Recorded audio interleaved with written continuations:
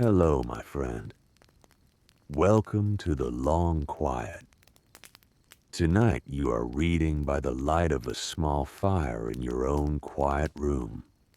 The book is an old leather-bound volume bought years ago on a rainy evening at Hollis Books in a small Vermont town. You open to a page you have read many times. A tale of an old Skald named Helgi, who on a winter night long ago told of Thor and the frost giants in the long hall of a chieftain whose name has been forgotten. On a night in the deep middle of a winter very long ago, a fire burned low in a pit of stones at the center of the room. The fire was old. It had been burning in one form or another since before the hall was built, and the hall had been built before any of the men or women in it that night had been born. The pit was a wide ring of weathered gray stones set into the packed earth floor,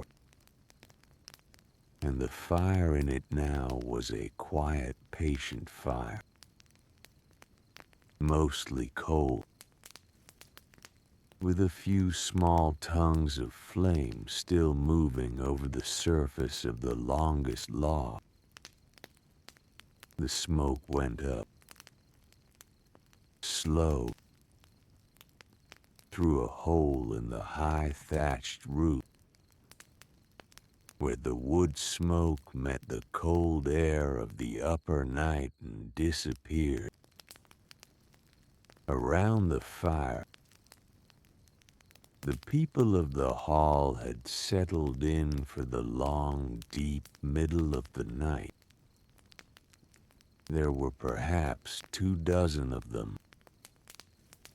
They lay on the broad benches of pine that ran along the inside walls of the hall, wrapped in furs of every kind, the heavy brown of bear, the dark of wolf, the soft gray-white of fox at the throat.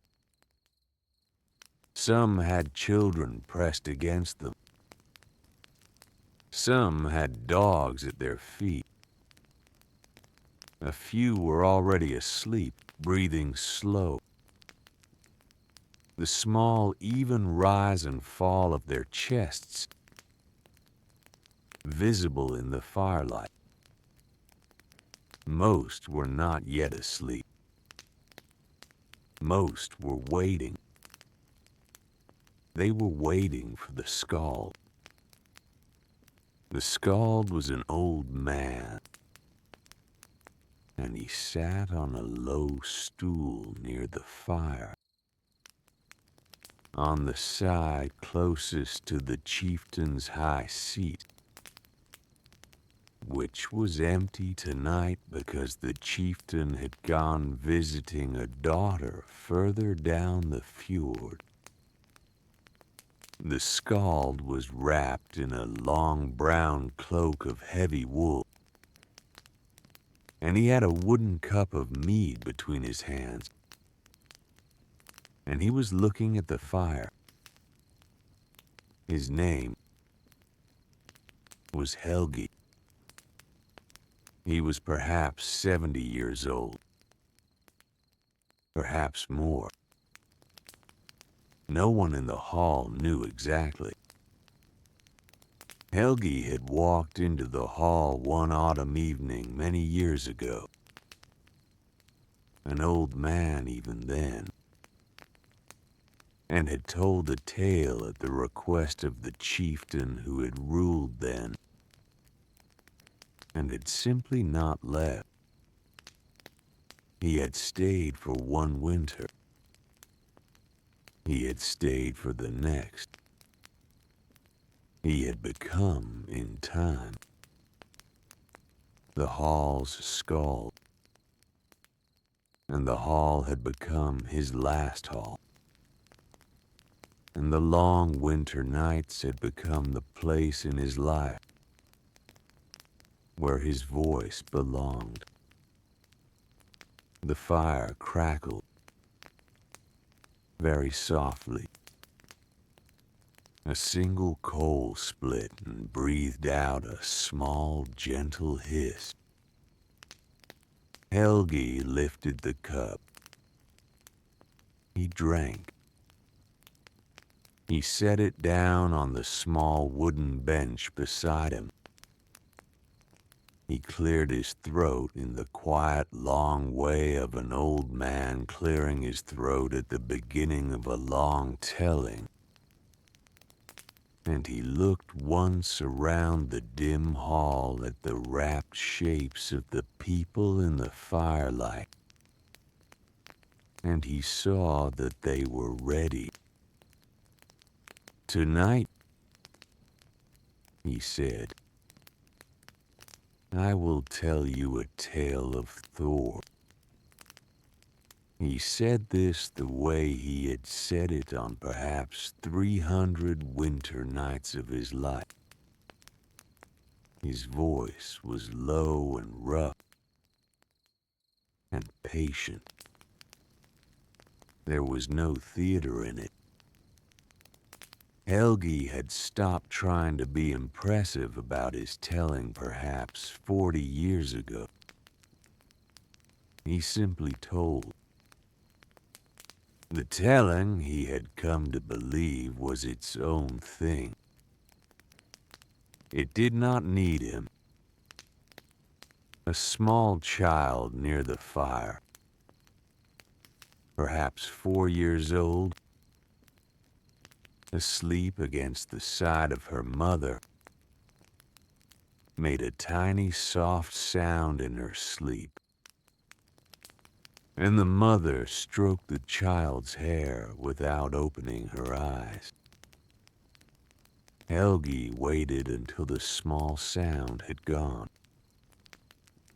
"This is not the tale of Thor at the wedding," he said.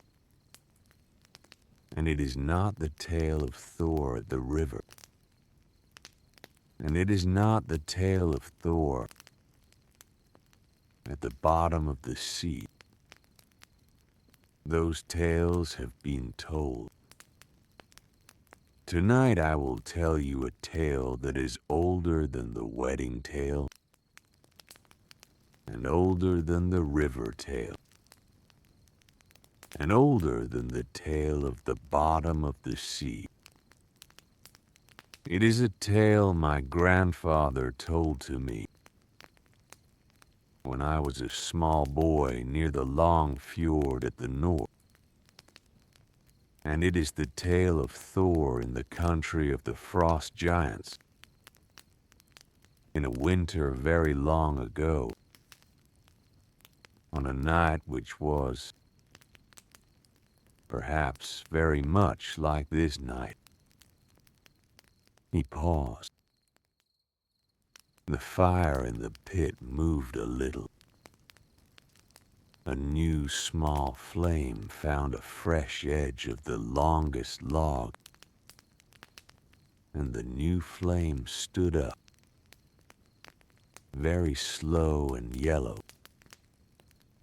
for a moment, and then settled back down to the patient orange coal glow of a fire that has been burning for many hours.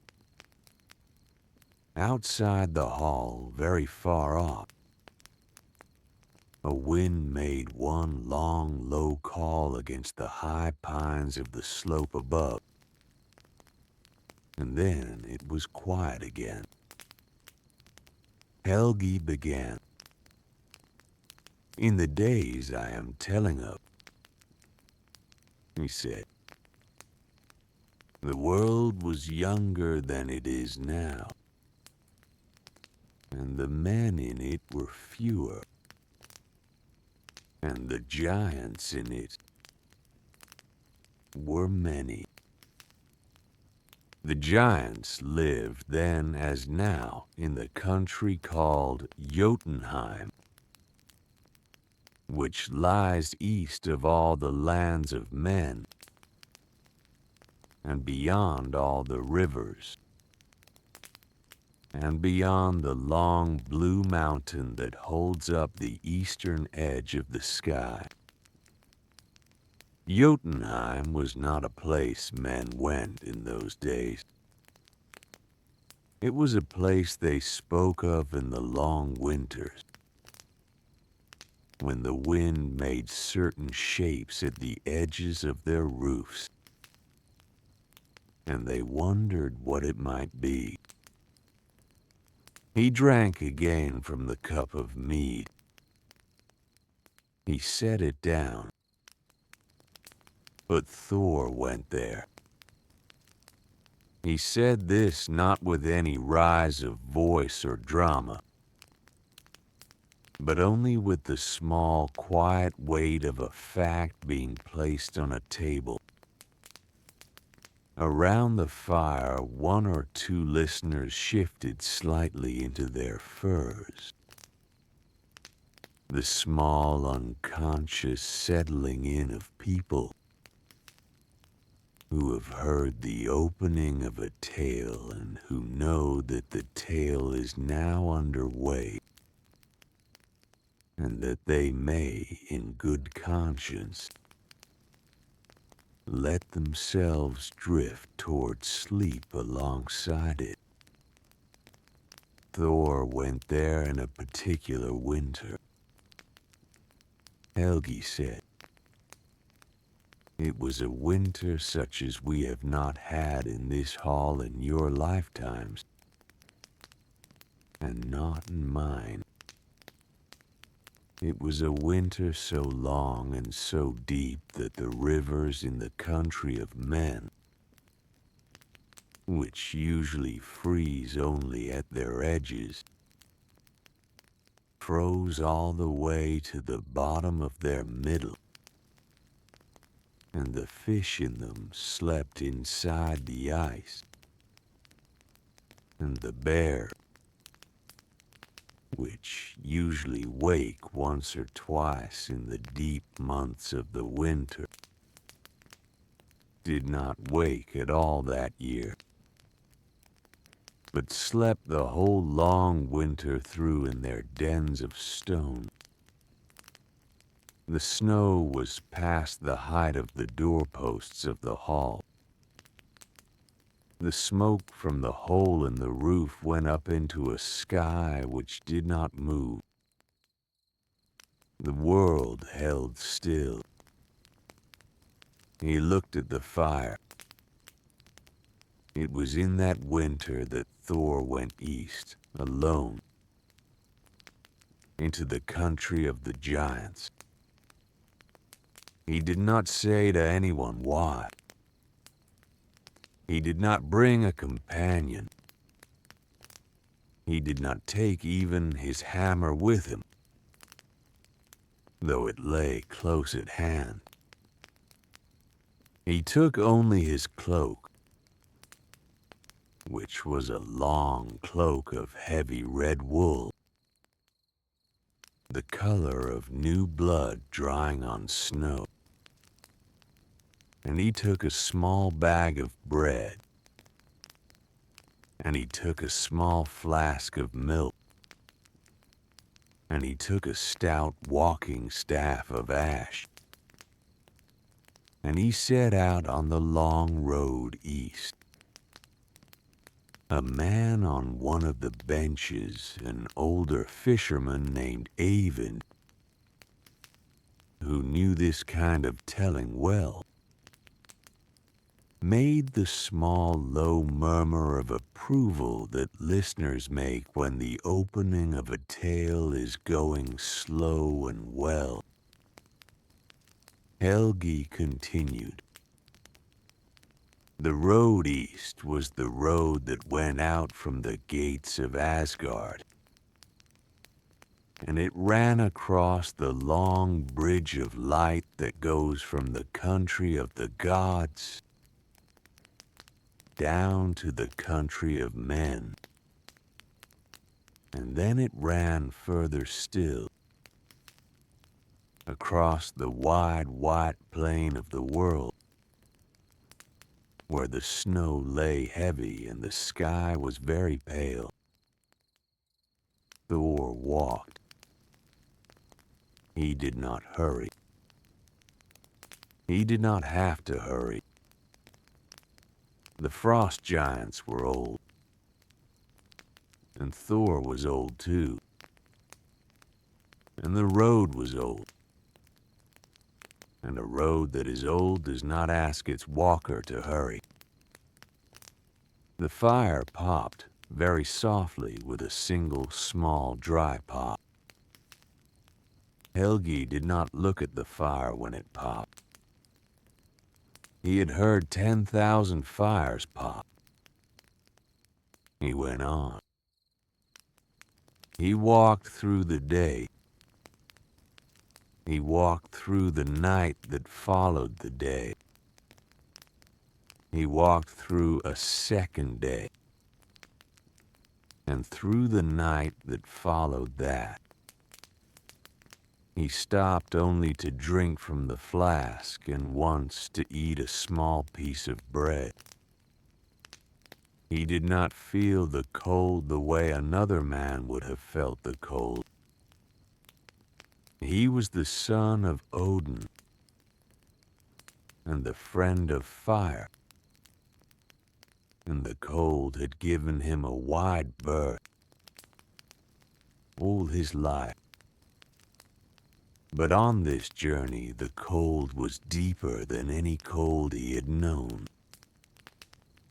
And even Thor, on the third night, had pulled his cloak closer at the throat. He paused. The fire shifted. A coal at the edge of the pit slipped down. In the small, slow settling that old fires do.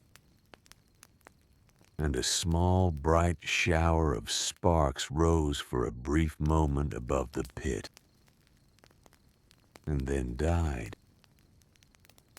On the third day of his walking, Helgi said, Thor came to a wide place in the plain where a small forest grew.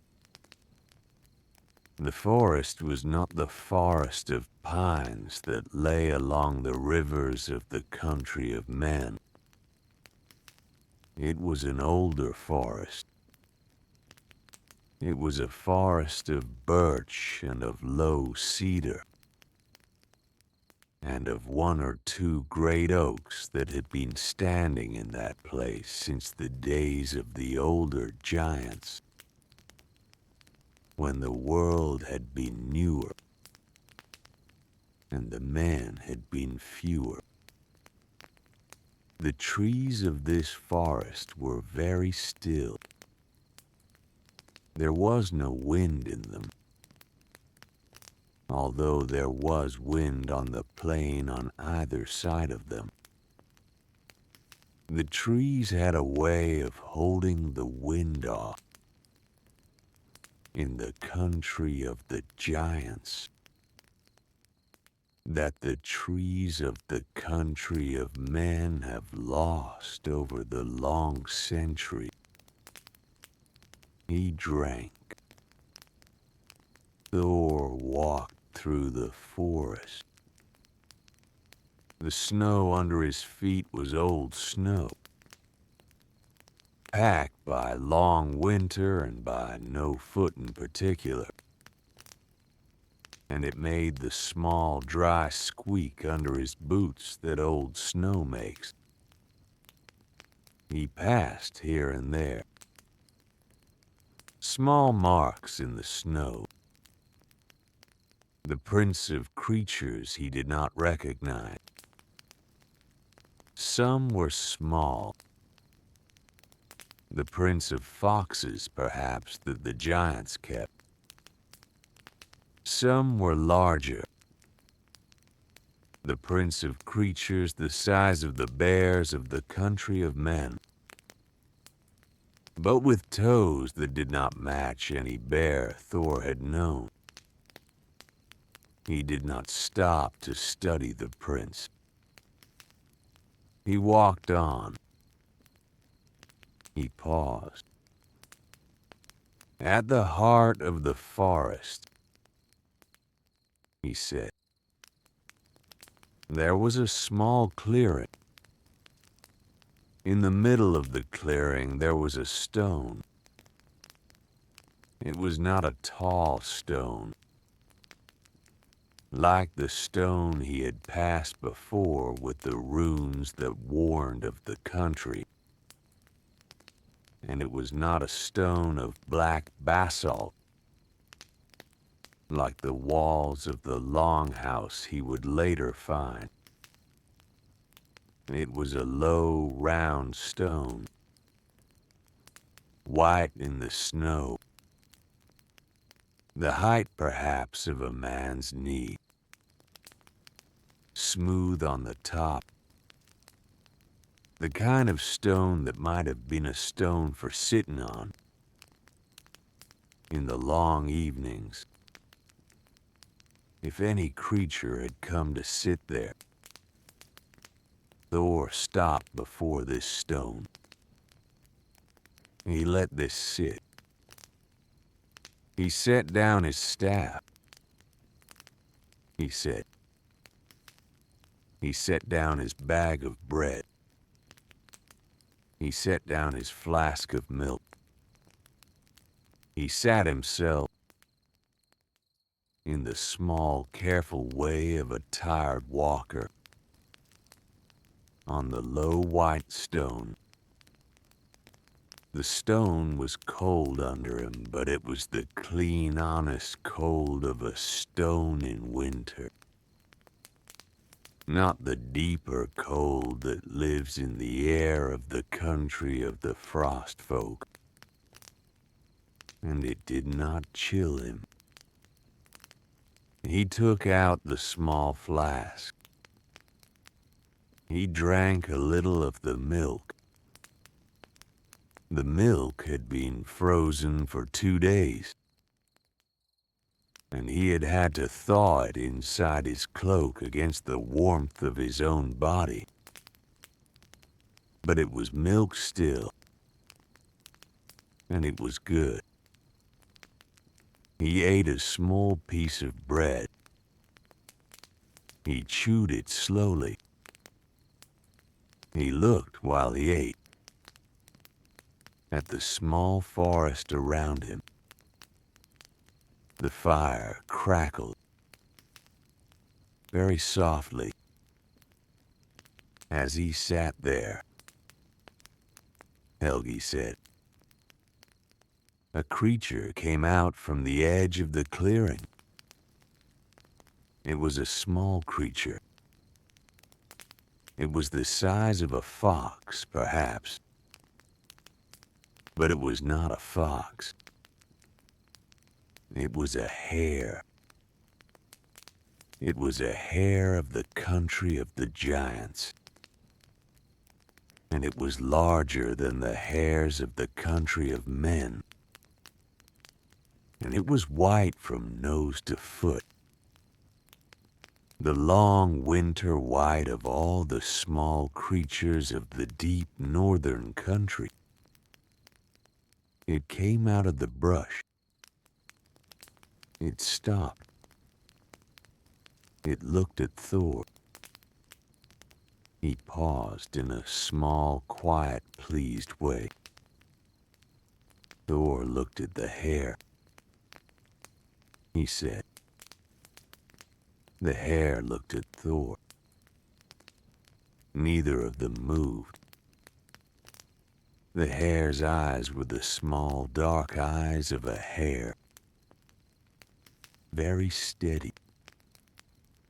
And Thor's eyes were the steady eyes of a god who had walked far. They considered each other. The hare was not afraid. The hares of the country of the giants had not yet learned in those days to be afraid of any creature, because there were no men in their country to teach them fear. Thor sat very still. He set the piece of bread he was eating down on the snow, a small distance from his boot. He drank from his cup. The hare, he said, took 2 steps toward the bread. It stopped. It looked again at Thor. Thor did not move. The hare took 2 more steps. It reached the bread. It picked it up in its small, fine teeth. It ate it. Very slowly, in the small, careful way of a small creature eating a thing it has been given. When it was done, it looked once more at Thor in a way that was almost the way a guest looks at a host who has been generous. And then it turned and slipped back into the brush at the edge of the clearing and was gone. A small, wordless sound of pleasure went through the wakeful listeners. They liked this kind of moment in a tale. The small encounter with the small creature. The long, quiet exchange of no harm. Thor sat for a long while. Helgi said, after the hare had gone. He finished his own piece of bread. He drank a little more of the milk. He put the flask back into the fold of his cloak. He looked at the long, pale light of the 3rd afternoon, coming down through the bare birches around him. He had not, until that moment, fully understood that he was inside the country of the frost folk. He had passed the stone with the runes 2 days before, but the country of the giants had not, until this moment of the small hare and the small bread fully arrived around him. Now it had. He was in it. He was, in fact, a small thing inside a very large country. And the country was not unkind to him. He let this sit. He stood up. He said. He took up his staff. He took up his bag. He set out again, north and east, through the rest of the small forest, and out the other side, and onto a wider plain, where the snow lay deeper, and the light was paler, and the trees were fewer. He drank. He walked through the rest of that afternoon. He walked through the night that followed. He stopped once to sleep for a few hours in the lee of a great fallen pine that had lain on its side. On that plain for perhaps 300 years. The trunk of it as wide as the body of a horse. The long branches of it sticking out of the snow like the spokes of some immense forgotten wheel. He slept for a small while. He dreamed of the small white hare. He woke. He walked on. He looked at the fire. And then, Helgi said, on the morning of the 4th day, Thor came to the country of the frost giants. He let this hang for a moment in the warm dim of the hall. He came to it in the way a man comes to any place at the end of a long road. Which is to say, without knowing he had arrived until he had arrived. The plain he had been crossing began to lift slightly. The pines, which had been thin and far apart, became thicker and older and taller. The snow on the ground became older too, more compacted, more like stone. He passed at one point an immense boulder set in the middle of the trail, taller than the tallest pine he had passed that day. And the boulder he saw as he came near had been carved very long ago with the small, careful runes of the older giants. He read them, for he could read the old runes, and they said, "Here begins the land of the frost folk. Walk gently. The cold has memory." He let this sit too. A woman on one of the benches drew her child closer in her sleep. The dog at her feet stirred, sighed, and was still. Thor walked on past the stone. Helgi said. He walked, perhaps, for half a day more. The light, which had been a pale, low winter light all morning, began to thicken into the silver blue light of a long northern afternoon. The pines closed in further. The trail, which had been a wide, easy trail across the plain, became a narrow trail through the pines, and the narrow trail wound in slow turns between very large stones that had been set into the ground at intervals, and each stone, as Thor passed it, had its own small, careful runes, which he did not stop to read, because he was beginning now to feel the country itself around him in a way that was older than any reading.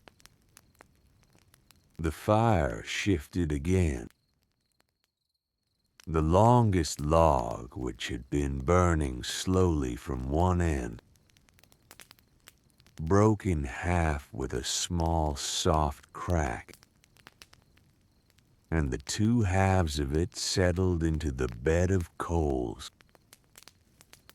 and a wave of new low heat came up off the pit and spread into the hall.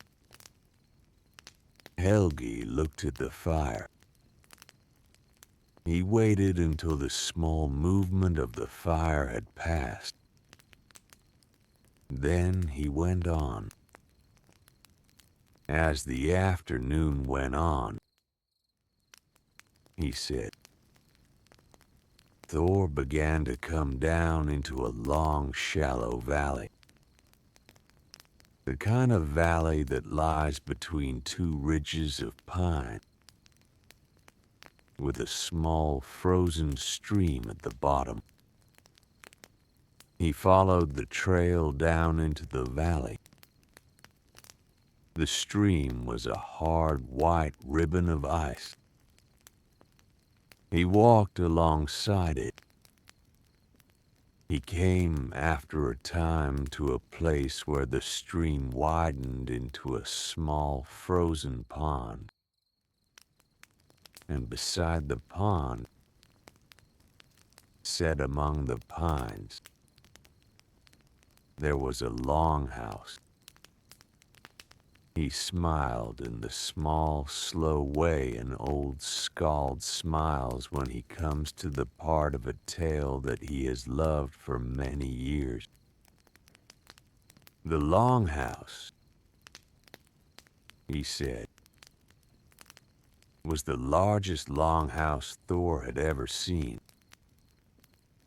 It was 4 times the length of the longest hall of men, and it was twice the height. The walls of it were not built of pine logs, the way the halls of men are built, but of black stone. Immense slabs of basalt set one upon the other, and fitted so closely that no chink showed between them. The roof was of slate, the long gray slate of the high mountains, and the slates were so large that any one of them would have made a floor for a small hut of men. The chimney that rose from the high middle of the roof was a chimney of stone, and from it there came, very slow, a long, thin twist of smoke, the color of old iron. He looked around the hall at his listeners. A few of them had fallen further asleep. One man at the back was now snoring very softly, in the small, steady rhythm of a man who would snore through the remainder of any telling. And Helgi did not mind. The tale was a tale for the half asleep. It had always been a tale for the half asleep. His grandfather had told him so. Thor walked, Helgi said, the last small distance to the door of the longhouse. The door was a door of black wood as tall as 3 of Thor, and as wide as 2. There was no knocker on it. There was no handle on it. There was only a small ring of iron, set at the height of a giant's hand, perhaps 3 times the height of Thor's own hand. Thor reached up. He could not reach the ring. He stood for a moment, considering. A small laugh went through the hall. A low murmur of soft amusement from the wakeful listeners. They had heard before in other tales of this particular discomfort of Thor's. Thor was a god of average height, and the giants were giants. And the world of the giants was a world built for giants. And Thor had often found himself in the country of the frostfolk at the wrong end of a doorknob. He did, said Helgi, what any traveler does when he comes to a door that he cannot knock on. He stood beside the door, and he waited. He let this sit a moment. He waited, he said, for a long time. He waited as the silver blue light of the afternoon thickened into the deep blue of the evening. He waited as the few high stars that lived in the long northern sky began to come out. 1 and 2 and 3, very small and very white. He waited as the cold came down, the deeper cold of the deep evening of the deep winter of the country of the giants. He pulled his cloak tighter. He pressed his back against the great cold stone of the longhouse wall, which had, all the same, a small remembered warmth in it from the body of the longhouse around it. He drank from his cup, and after a long time, he said, the great door opened. There was a small stir in the hall, a low collective breath drawn in by the wakeful, the kind of breath listeners draw when a tale has come to a small turn. It opened, Helgi said, very slow. There was no creak of hinges, because the hinges of the long houses of the frostfolk are not the hinges of the halls of men, and they do not creak. The door simply moved, the way a thing moves when it is being moved by something very large and very slow and very strong. It opened a small distance. It opened a little more, and then it stopped. When it had opened enough to admit a god of average height, he smiled again. In the doorway, he said, stood a giantess. Helgi paused to let the listeners hold this image for a moment. She was tall, he said. She was taller than the door. She had stooped to look down at Thor through the opening. Her hair was white. It was not the white of frost. It was the white of very old age, of a person who has been alive for a great many winters and who has stopped counting. Her face was the face of an old woman who had been beautiful for a long time. Her eyes were the pale gray of fjord water in the long afternoon. She wore a long dress of undyed wool, the color of old bone, and she had around her shoulders a heavy shawl of dark gray fur, the fur of some creature that had not been seen in the country of man for a very long time, perhaps for never. He looked at the fire. She looked down at Thor. He said, for a long moment without speaking. Thor looked up at her. Neither of them showed any expression. They simply considered each other, the way two creatures of different worlds consider each other when they meet, without hurry, without fear, only with the long, slow weighing that is the proper greeting of strangers. The fire crackled softly. At last, he said. The giantess spoke.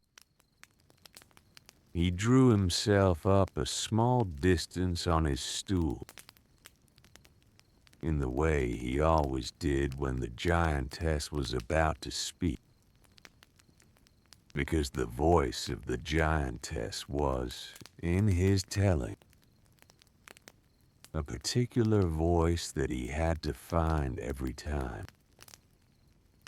Her voice, he said, was low. It was lower than the voice of any woman in the halls of men. It was a voice that had spent a long time among stones and rivers, and it had the quality of stones and rivers in it. She said, "You have come a long way." He looked at the fire, and Thor said, "I have." She said, "You are alone." Thor said, "I am." She said, "You have not brought your hammer." Thor said, "I have not." She said, "Then come in." A small, pleased murmur went through the wakeful listener. They had been waiting all along for the door to be opened to Thor. The opening of the door was the part of the tale they had wanted. It was the moment when the long, cold journey came to its end. "Thor," said Helgi, walked through the door. The giantess stepped back and let him pass.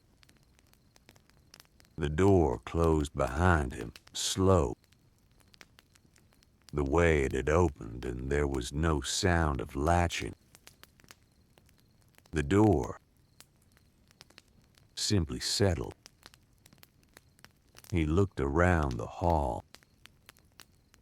"Now," he said, "I will tell you what Thor saw when he was inside." He drew a long, slow breath, in the way of a man who has come to one of his favorite passages of a tale, and who wants to give the passage its proper time.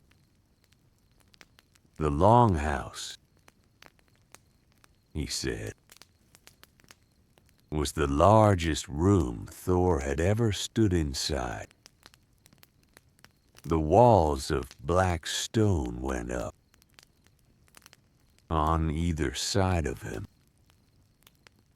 into a roof so high that the smoke at the top of it was lost in the dim. The floor was a great floor of stone slabs, and the slabs, he saw, had been worn smooth by the long passage of giants over them. Down the middle of the long room, there ran a great fire pit, longer than the fire pit of any hall of man. And in the fire pit, there burned a fire that had, Thor knew, been burning for as long as the longhouse had stood, which was perhaps the same as forever. He drank. The fire, he said, was a quiet fire. It was not a great roaring fire. It was a long, low, patient fire. The kind of fire that is being kept rather than being made. The logs in it were not the logs of any tree, Thor knew. They were long, slow-burning logs of a wood the giants alone could fell. They burned with a steady, soft orange light, and the light filled the long room. And the long room was, even in the deep cold of the deep winter of the deep country of the frost folk, warm. A wakeful listener on a bench at the back, the older fisherman Eyvind, made again the small low murmur of approval. Along the long walls of the hall, Helgi said, ran benches of stone, polished smooth, on which there lay, like sleeping wolves, the great fur cloaks of the giants who lived in the house. Some of the cloaks were stirring slightly. Some were not. The giants themselves were elsewhere, somewhere in the deep, further parts of the longhouse, somewhere in the long stone corridors that ran off into the dim. Thor could hear, very faint, the long, slow breath of giants asleep. He could hear, very faint, the small, steady tap of water dripping from some far stone. He looked at the fire in the hall. The giantess, he said, led Thor to a low stone bench beside the fire pit, and she gestured for him to sit. He sat. The bench was warm beneath him from the long heat of the fire. He looked up.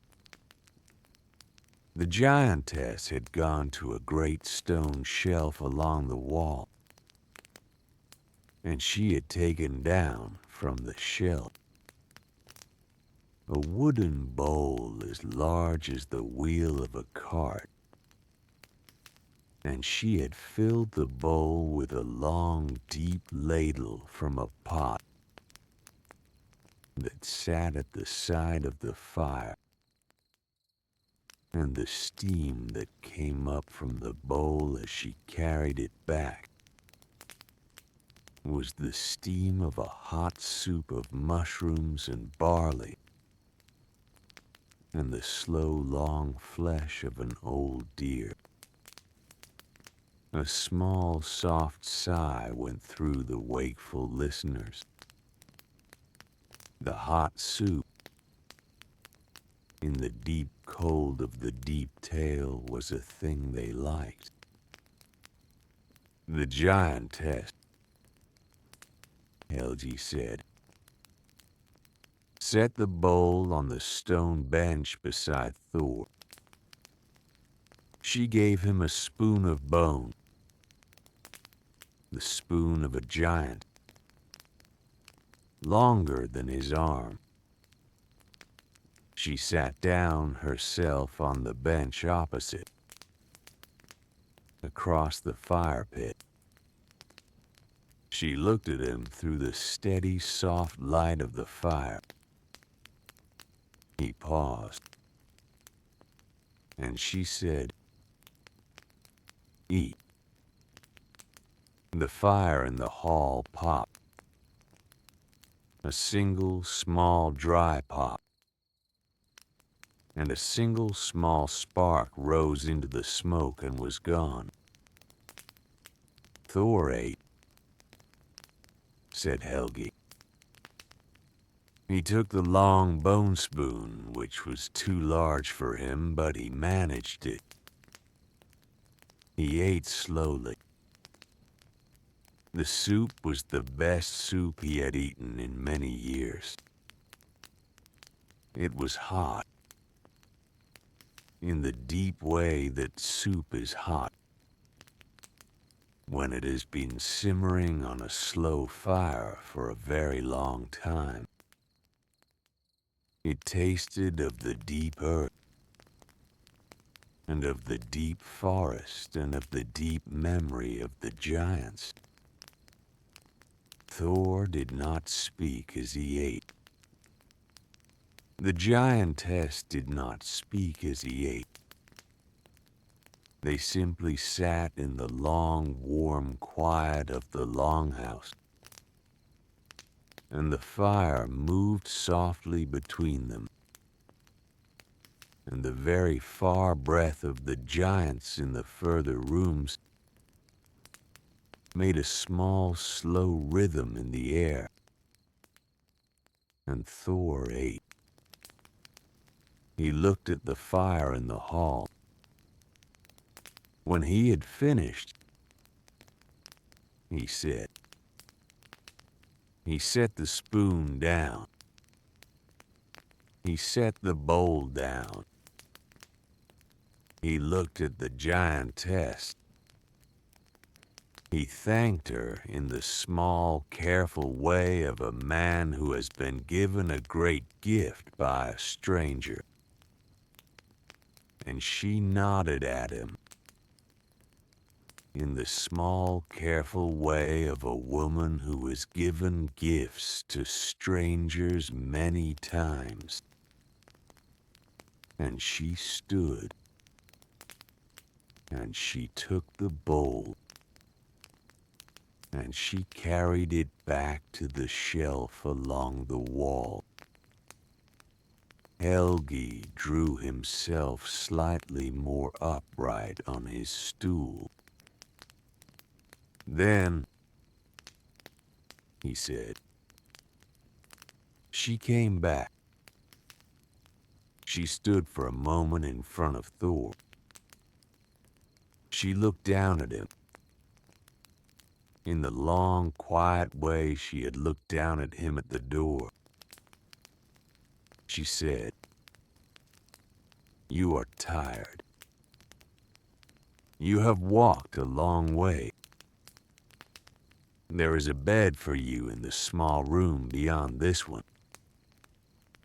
The bed is the bed of a giant, and so it is too long for you. But you may use as much of it as you like. The fire here will be kept. The longhouse will not move. Sleep.'" He paused. "And Thor," he said, stood up. He thanked her again. He looked for a moment at the long, quiet hall. and at the long, patient fire, and at the long, sleeping cloaks of the giants who were elsewhere. And he felt in himself a long, slow thing he had not felt in a great while, which was the slow, honest tiredness of a being who has walked a long way, and who has been given at the end of it food and warmth, and the offer of a bed. The fire in the hall in which Helgi was telling the tale, here in the hall of men, moved a little in its quiet, patient way. A new small flame found a fresh edge of one of the smaller logs and stood up for a moment in the deep orange of the coal bed. Helgi let it stand. "Thor," he said, walked across the long stone floor of the longhouse, and he went through a small archway in the far wall, and he came into a small further room, smaller only by the standards of giants. And in the small further room there was, indeed, a bed. He smiled. The bed was a bed of stone, he said. It was covered, however, with many great furs, the long, deep furs of the frost folk, and the furs were heavy in the way only the furs of an ancient creature can be heavy, and they were warm in the way only furs that have been used a long time are warm. The bed was perhaps 4 times the length of Thor. It would have held comfortably an entire family of him. But he did not need the whole of it. He only needed a small corner. He paused and he looked briefly at one of the sleeping listeners on the benches near the fire, who had let her head fall a little further against the shoulder of her husband, and who was now breathing in the long, slow rhythm of true sleep. He took off his cloak, Helgi said. He folded it. He set it at the foot of the bed. He took off his boots. He set them beside the cloak. He sat down on the edge of the bed, in the small corner that he was going to use, and the great furs gave way slowly under his weight, with the small, soft yielding of furs that have known many sleepers. He lay back. He pulled one of the furs up over himself. The fur was so large that it covered him many times over, and he had to fold it back at his shoulders so that he could find the edge of it. He drank again from his cup of mead, and then he said, Thor closed his eyes. The fire moved. The longhouse around him, Helgi said, was very quiet. It was the quiet of a house in which the great fire keeps itself, and in which the great walls of stone hold the cold of the country away from the bodies of the sleepers, and in which the long, slow breath of the giants in the further rooms makes a sound very far off that is not unlike the sound of a wind in a high pine, very far off on a winter night. There was no other sound. There was no clock. There was no second voice. There was only the long, slow rhythm of his own breath, and the slow keeping of the fire in the next room, and the long-held quiet of the house around him. He looked at the fire in his own hall.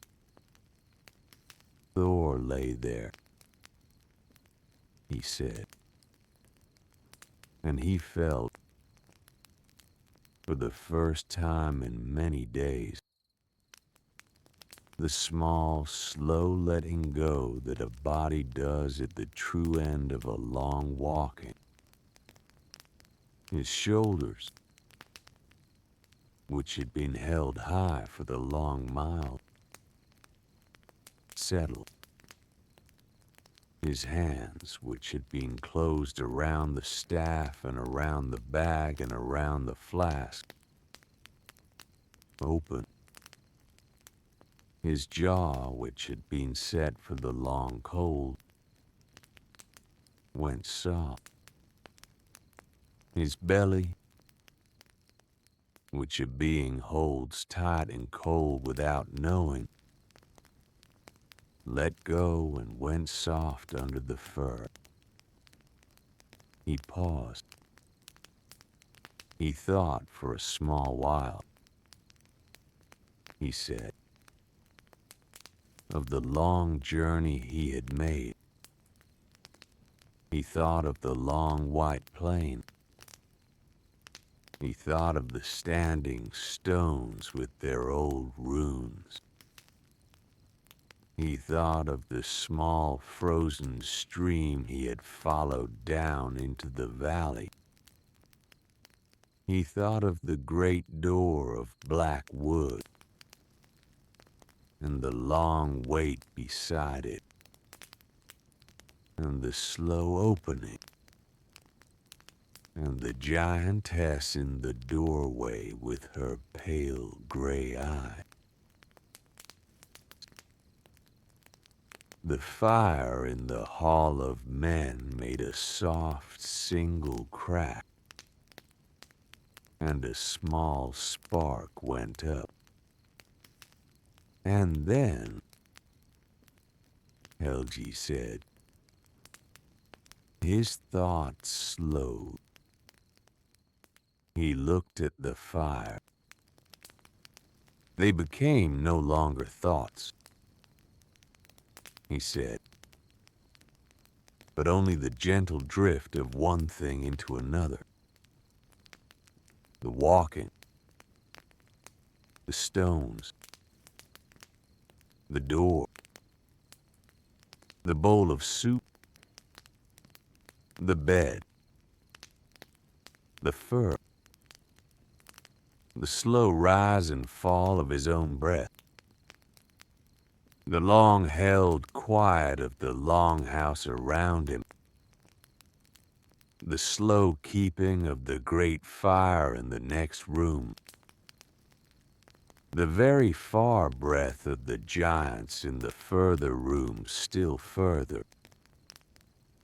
He let this sit very long in the dim warm of his own hall. He let it pass over him, he said, and he let it pass over him again,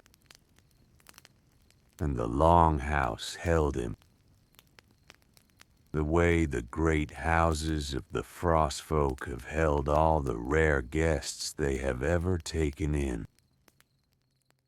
in the long centuries of the world, and the fur held him, and the fire kept itself, and the long winter night went on outside, and Thor, who had come a long way, and who had been given food and warmth, and the offer of a bed, drifted gently down into the deep, easy quiet of sleep. He paused again very long. "And that," he said softly into the dim of his own hall, "is the tale, or part of the tale of Thor in the country of the frost giants. In a winter very long ago, there is more of the tale. There is the morning that came after, and there is the long, slow conversation Thor had with the giantess over a second bowl of soup, and there is the long quiet, walking back across the plain, and there is the small white flower he found on the way home, on a stone he had passed without noticing on the way out. But those are tales for other nights.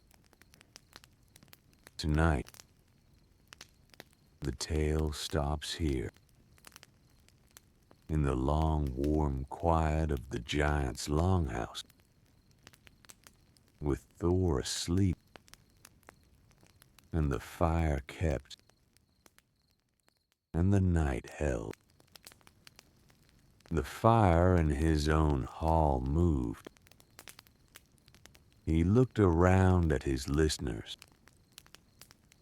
Most of them had, by now, fallen fully asleep. The few who had not had let their eyes close anyway, in the small drifting way of listeners who have followed a tale to its restful end, and who are now in no hurry to come back from it. Helgi smiled very slightly in the dim.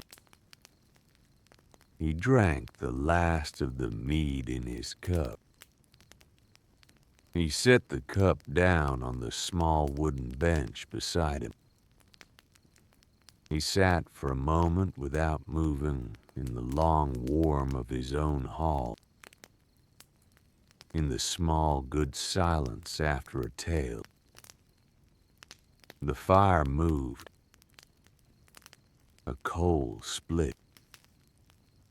Outside the hall, the long, low wind made one more small call against the pines of the slope above, and then it was quiet again.